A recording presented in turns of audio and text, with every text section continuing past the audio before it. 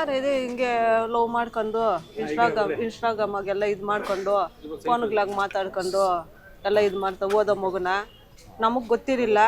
ಅವರು ನಾವು ನಮ್ಮೂರಲ್ಲಿ ನಮ್ಮ ತವ್ರ ಮನೆಯಲ್ಲಿ ಬಿಟ್ಟಿದ್ರು ನಮ್ಮ ಮಗುನ ಕರ್ಕೊಂಡೋಗಿ.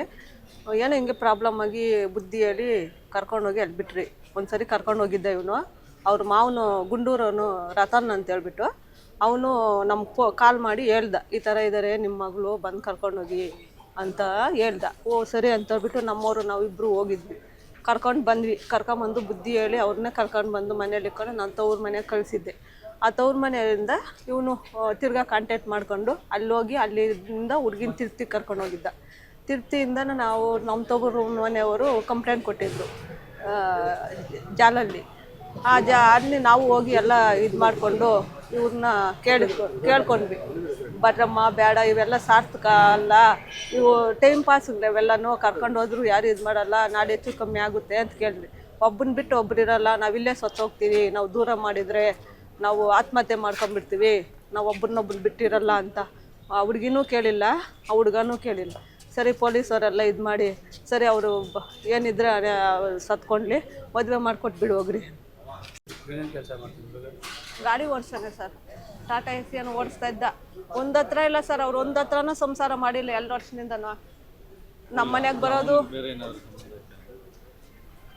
ಅವ್ರ ಮಾವನವರು ಜಾಸ್ತಿ ಸಪೋರ್ಟ ಸರ್ ಅವ್ನಿಗೆ. ಅವ್ರ ಅಪ್ಪ ಅವ್ರ ಕುಟುಂಬದವ್ರು ಜಾಸ್ತಿ ಸಪೋರ್ಟ.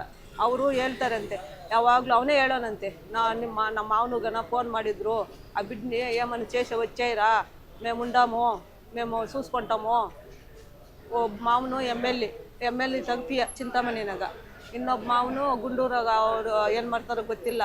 ಅವ್ರ ಅಪ್ಪನು ತರಕಾರಿ ವ್ಯಾಪಾರ ಮಾಡ್ತಾನೆ. ಇವರೆಲ್ಲ ಸಪೋರ್ಟ ಮಾಡಿಕೊಂಡು ಅವ್ರು ಮಾತಾಡ್ಕೊಂಡು ಆ ಬಿಡ್ನ ఏమని చేసి వచ్చాయి, ಅವಳು ಕ್ಯಾಸ್ಟ್ ಬೇರೆದೆ, ಮಾ ಕ್ಯಾಸ್ಟ್ಲಾಕ್ ವದ್ದು ಅಂತೇಳಿ ಇದು ಮಾಡಿ ಎಲ್ಲ ಅವನ್ಕ ಧೈರ್ಯ ತುಂಬಿ ಆ ಥರ ಮಾಡಿದ್ದಾರೆ ಸರ್. ಅವ್ರ ಕುಟುಂಬ ಎಲ್ಲ ಸೇರ್ಕೊಂಡು ನಮ್ಗೆ ಅನ್ಯಾಯ ಮಾಡಿದ್ದು ಸರ್. ನಮ್ಮ ಮಗು ನಮ್ಗೆ ಬೇಕು ಸರ್. ಯಾರು ಸರ್? ನಮ್ಮ ಕಲ್ಪನೆ ಸರ್, ತಾಯಿ ಸರ್. ನಾನು ಶಿಕ್ಷೆ ಆಗ್ಬೇಕು ಸರ್. ಅವಳು ಇಲ್ಬೇಕು, ಅವ್ರು ಬದುಕು ಸರ್. ಅವ್ರಿದ್ದು ಏನು ಸರ್? ಮಗುನ ನಮ್ಮ ಕೈಯಲ್ಲಿ ಕೊಟ್ಬಿಟ್ಟು ಹೋಗಿದ್ದಾರೆ ಸರ್. ನಾವು ಆ ಮಗುನ ಏನು ಮಾಡ್ಬೇಕು ಸರ್? ಯಾರಿದ್ದಾರೆ? ನನಗೆ ಇಬ್ಬರು ಹೆಣ್ಮಕ್ಳು ಸರ್, ಇಬ್ಬರು ಹೆಣ್ಮಕ್ಳೇ. ನನ್ನ ಬೆಳಗ್ಗೆ ಮಾತಾಡೇ ಇಲ್ಲ ಮಗು.